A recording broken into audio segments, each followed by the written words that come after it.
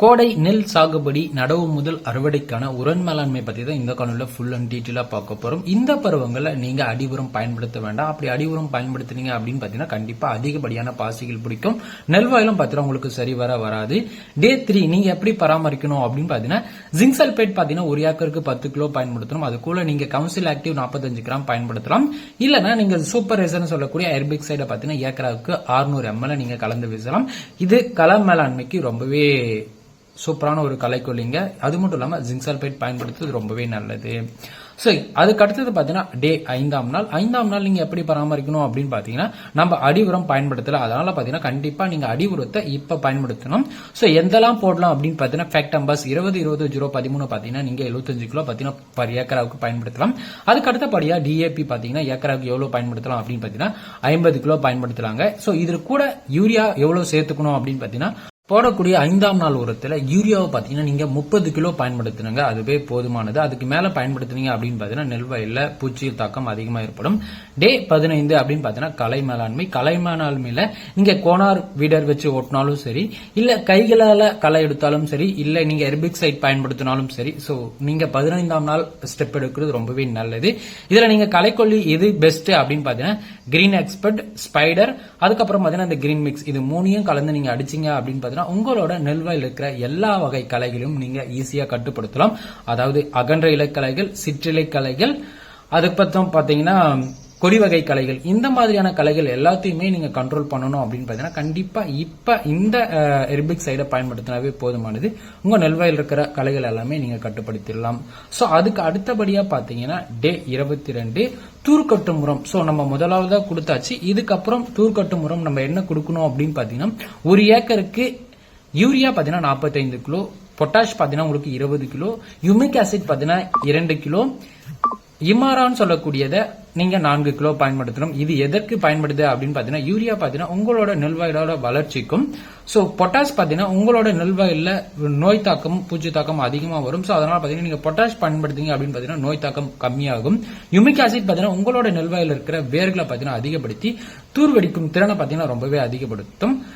இமாரா அப்படின்னு பாத்தீங்கன்னா குருத்து பூச்சி, இலைப்பேன் போன்ற நோய்களுக்கும் பூச்சிகளுக்கும் ஒரு சிறப்பான எதிர்ப்பு சக்தியா இந்த இமாரான்னு சொல்லக்கூடியது செயல்படுங்க. அதுக்கு அடுத்த பாத்தீங்கன்னா டே 27 இலைப்பேன், ஆனைக்கொம்பன், இலை சுருட்டு, மஞ்சள் நோய் தாக்கம் இருந்துச்சு அப்படின்னு பாத்தீங்கன்னா கண்டிப்பா நீங்க எதெல்லாம் அடிக்கலாம் அப்படின்னு பாத்தீங்கன்னா ஷாப், கார்பான்டாசிம், மேங்கோசிப் சொல்லக்கூடிய இந்த மருந்தையும், பிப்ரோனில் சொல்லக்கூடிய இந்த மருந்தையும், குளோரிபைப்பஸ் அண்ட் சைபர்மெத்தின் சொல்லக்கூடிய இந்த மருந்தையும், அசிபேட் சொல்லக்கூடிய இந்த 4 மருந்தையும் நீங்கள் கலந்து அடிச்சாவே போதுமானது. உங்களுக்கு எதெல்லாம் கேட்கும் அப்படின்னு பாத்தீங்கன்னா இலைப்பேன், ஆனைக்கொம்பன், இலை சுருட்டு, மஞ்சள் நோய், இது எல்லாமே பாத்தீங்கன்னா உங்களுக்கு கேட்கணும் அப்படின்னு பாத்தீங்கன்னா இந்த மருந்துகளை நீங்க ஸ்கிரீன்ஷாட் பண்ணி வச்சுக்கோங்க. இதை பத்தியான ஃபுல் டீட்டெயிலான வீடியோ வேணும்னாலும் மறக்காம கமெண்ட் செக்ஷன்ல கேளுங்க. கண்டிப்பா உங்களுக்கு அதற்கான வீடியோவும் நான் பாத்தீங்கன்னா உங்களுக்கு கிரியேட் பண்ணி போடுறேன். அதுக்கு அடுத்தபடியா பாத்தீங்கன்னா டே 35. சோ இதுல பாத்தீங்கன்னா உங்களுக்கு குருத்து பூச்சி, இலை சுருட்டு, புழு அதிகமா தாக்கம் இருக்குங்க. சோ அப்ப நீங்க எதெல்லாம் பயன்படுத்துறோம் அப்படின்னு பாத்தீங்கன்னா ஆல்பா சக்தி, ட்ரைசைக்ளோசோல், கோரஜன், கால்டான், இந்த 4 மருந்திலும் நெல்வயலுக்கு பயன்படுத்தினீங்க அப்படின்னு பாத்தீங்கன்னா இலை சுருட்டும் தண்டு துளைப்பானும் உங்க நெல்வயல வரவே வராது. சோ பெரும்பாலும் விவசாயிகள் ரொம்ப ஃபேஸ் பண்றது அப்படின்னு பாத்தீங்கன்னா குருத்து பூச்சி தாங்க. சோ நிறைய விவசாயிகளுக்கு பாத்தீங்கன்னா இந்த வெயில் காலத்துல குருத்து பூச்சி தாக்கம் வரும். சோ அந்த பருவங்களை நீங்க கண்டிப்பா இந்த கோரஜனம், கால்டான் சொல்லக்கூடிய இந்த 50SP நீங்க பயன்படுத்தினீங்க அப்படின்னு பாத்தீங்கன்னா கண்டிப்பா உங்களுக்கு ஒரு 30 நாட்கள் வரைக்குமே அந்த பூச்சி தாக்கம் ரொம்பவே கட்டுப்படுத்திக் கொள்ளலாம். டே 45. சோ இதுல நீங்க எதெல்லாம் பயன்படுத்தலாம் அப்படின்னு பாத்தீங்கன்னா கீர்த்தி சிஎம்எஸ், அமோனியம் சல்பேட் பயன்படுத்தலாம். அமோனியம் சல்பேட் எதற்கு பயன்படுத்தணும் அப்படின்னு பாத்தீங்கன்னா உங்களோட நெல்வயலோட சீரான வளர்ச்சிக்கு பாத்தீங்கன்னா கண்டிப்பா நீங்க அமோனியம் சல்பேட் தான் பயன்படுத்தி ஆகணும்.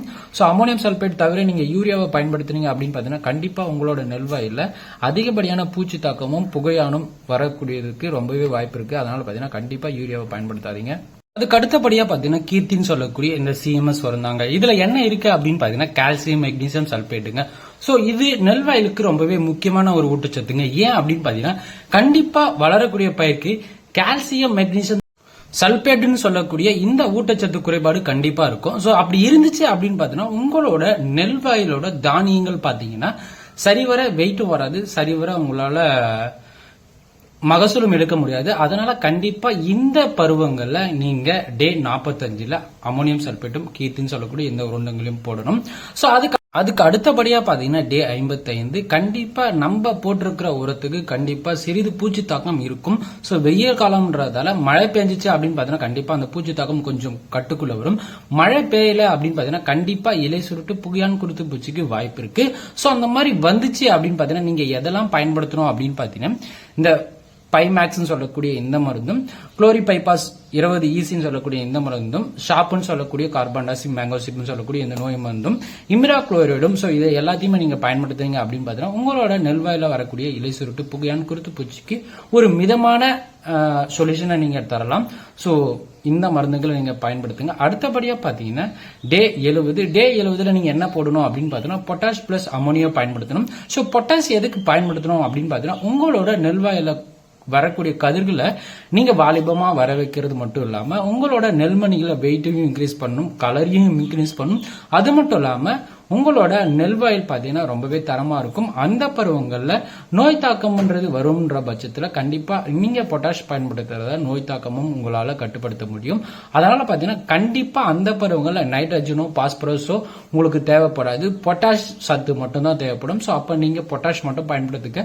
உங்களுக்கு கூட நைட்ரஜன் சத்துக்கள் தேவை அப்படின்னு பாத்தீங்கன்னா கண்டிப்பா நீங்க அமோனியம் சல்பேட் பயன்படுத்தலாம். சோ நீங்க அமோனியம் சல்பேட் பயன்படுத்துறதால உங்களோட நெல்வாயிலான வளர்ச்சி பாத்தீங்கன்னா உங்களுக்கு சீரான வளர்ச்சி கொடுக்கும். அதனால பாத்தீங்கன்னா உங்களோட நெல்வாயிலுக்கு பாத்தீங்கன்னா எந்த ஒரு ப்ராப்ளமும் ஏற்படாது. அது மட்டும் இல்லாம இன்னொன்னு சொல்ல மறந்துட்டேன், கண்டிப்பா இதுக்கு மேல வெயில் காலத்துக்கு அப்புறம் பாத்தீங்கன்னா உங்களோட அறுவடை பாத்தீங்கன்னா மழை பெய்யும் காலத்துலதான் வரும்.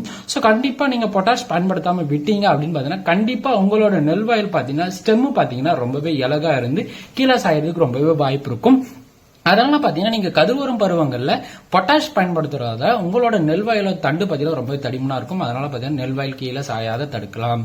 டே 70 இதுல அன்னப்பூச்சி மருந்து நீங்க எதெல்லாம் பயன்படுத்தலாம் அப்படின்னு பாத்தீங்கன்னா ஈல்டு வின்னு சொல்லக்கூடிய இந்த டானிக்கையும், ட்ரைசைக்ளோசோல்னு சொல்லக்கூடிய இந்த மருந்துகளையும், பொட்டாசியம் நைட்ரேட் சொல்லக்கூடிய 13-045 ரிசல்ட்னு சொல்லக்கூடிய இந்த மருந்து அடிக்கிறதுனால உங்களோட நெல்வயலோட நெல்மணிகளோட பால் ஏறும், நல்லா முத்தும். அது மட்டும் இல்லாம உங்களோட நெல்வயல பாத்தீங்கன்னா பதிரே அடிக்காத வண்ணம் எல்லா நெல்மணிகளுக்கும் நல்ல பால் ஏறணும் அப்படின்னு கண்டிப்பா நீங்க இந்த மருந்துகளை பயன்படுத்தினாவே போதுமானது. இதை விட அதிகமா நீங்க எதுவும் பயன்படுத்த வேணாம்.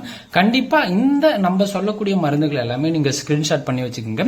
சோ நீங்க கடைகளில் கேட்டு கூட வாங்கி பயன்படுத்திக்கலாம். அந்த அளவுக்கு பாத்தீங்கன்னா ரொம்பவே தெளிவா இருக்கும். சோ அளவு மட்டும் நீங்க கரெக்டா பார்த்து வாங்கிக்கிங்க. 1 ஏக்கர்னா 1 ஏக்கர் சொல்லி வாங்குங்க, 2 ஏக்கர்னா 2 ஏக்கர் சொல்லி வாங்க. நான் அளவு சொல்லாத காரணம் அப்படின்னு பாத்தீங்கன்னா கண்டிப்பா நம்ம சொல்லக்கூடிய அளவை நீங்க அதிகமா போட்டனாலும் பிரச்சனை ஆகும். சோ கம்மியா போட்டீங்கனாலும் கேட்காது. சோ உங்க அருகாமல் இருக்க கடைகளை கேட்டு வாங்கி பயன்படுத்திக்க. நெல் பயிரில் கதிர் வந்த பிறகு நீங்க நீர் மேலாண்மை எப்படி நீங்க பராமரிக்கலாம் அப்படின்னு பாத்தீங்கன்னா கதிர் வெளியே வந்த பாத்துக்கு நீர் மேலாண்மைன்றது ரொம்பவே முக்கியம். சோ நீங்க சரியான நீர் மேலாண்மை கொடுத்தீங்கன்னா தான் உங்களோட நெல்வயல்ல பாத்தீங்கன்னா பதிரே அடிக்காது, பாலும் பாத்தீங்கன்னா நெல்மணிகளுக்கு நல்லா ஏறும், விளைச்சலும் பாத்தீங்கன்னா உங்களுக்கு நல்லாவே அதிகமா கிடைக்கும். நீங்க தண்ணீர் பற்றாக்குறை இருந்துச்சு அப்படின்னு பாத்தீங்கன்னா கண்டிப்பா விளைச்சல் குறைவு ஏற்படுங்க. சோ 40 மூட்டை அறுவடை செய்யற இடத்துல பாத்தீங்கன்னா உங்களால ஒரு 20 மூட்டை கூட அறுவடை செய்ய முடியாது. அந்த அளவுக்கு பாத்தீங்கன்னா ரொம்பவே டேமேஜ் ஏற்படுத்திருங்க. நீர் மேலாண்மை எப்படி செய்ய வேணும் அப்படின்னு பாத்தீங்கன்னா நிலத்தில் நீர் ஆழம் அப்படின்னு பாத்தீங்கன்னா 2 சென்டிமீட்டர்ல இருந்து 5 சென்டிமீட்டர் வரைக்குமே நீங்க கதிர் வந்த பாத்துக்கு அவ்வளவு தண்ணீர் வச்சிருக்கணும். அது மட்டும் இல்லாம பூ பூக்கும் பருவங்கள்ல நீங்க கரெக்டான நீர் மேலாண்மையில வச்சிருந்தாதான் கரெக்டான பால் ஏறும். சோ அந்த பூ உதிர்ந்துச்சு அப்படின்னு பாத்தீங்கன்னா கண்டிப்பா உங்களோட நெல்மணிகளுக்கு பால் ஏறாது. சோ எல்லாமே சப்பையாகி பாத்தீங்கன்னா உங்களுக்கு பதிராகிடும்.